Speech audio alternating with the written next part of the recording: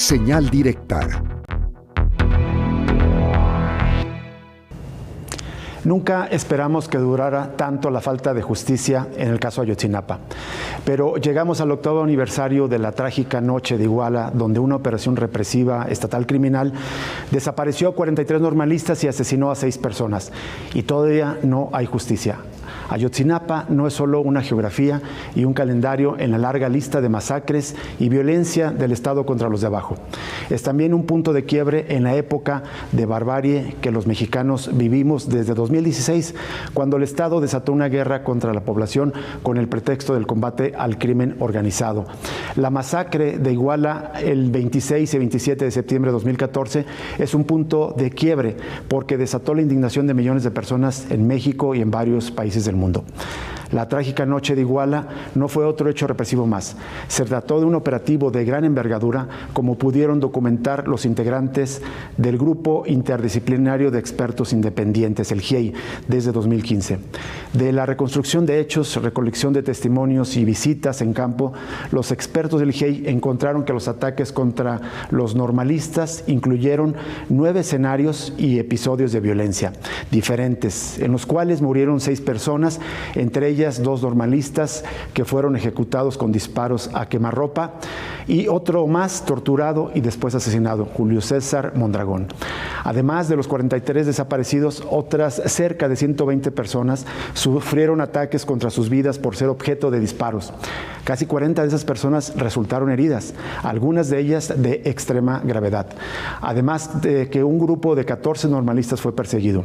Los ataques se dieron entre las 21:40 horas y las 2 horas de la mañana aproximadamente de los días 26 y 27 de septiembre de 2014, lo cual demuestra un operativo represivo de gran envergadura y una capacidad operativa y coordinación de las acciones a nivel centralizado.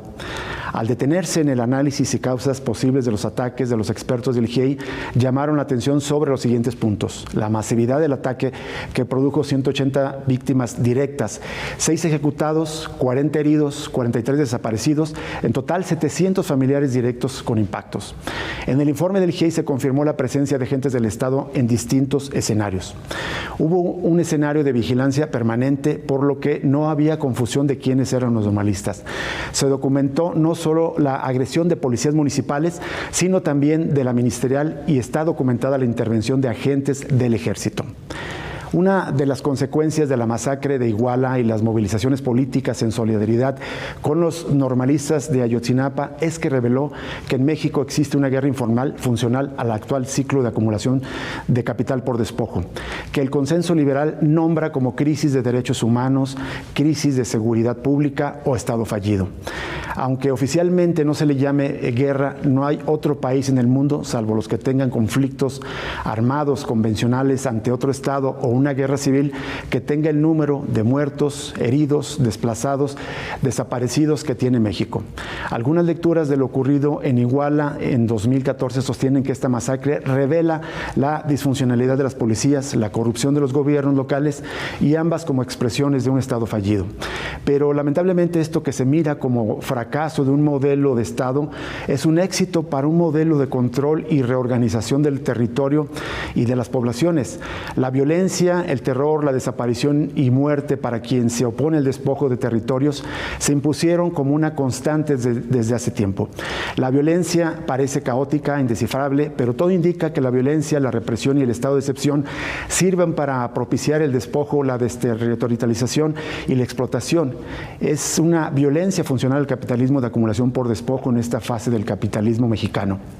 La masacre de Iguala reveló, como ningún hecho anterior, la colusión Estado, crimen organizado y corporaciones privadas, y dejó ver que la complicidad entre los gobiernos y el crimen organizado no es un caso aislado, como el gobierno de Enrique Peña Nieto pretendió hacer creer, sino la norma. El narcotráfico es más que un asunto de moral o de salud pública. Es un negocio ilegal y violento para acumular capital, pero negocio al fin.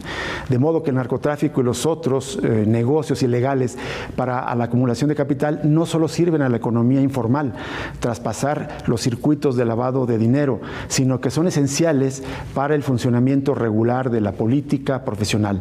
El narco y sus capos siguen funcionando no solo por su astucia, sino porque el capitalismo y el Estado lo requieren para su reproducción, y Ayotzinapa ayudó a develar este nexo.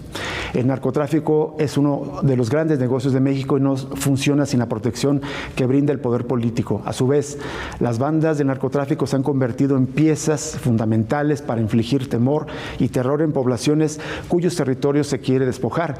Los sicarios de narco no son extensiones del Estado en muchos lugares.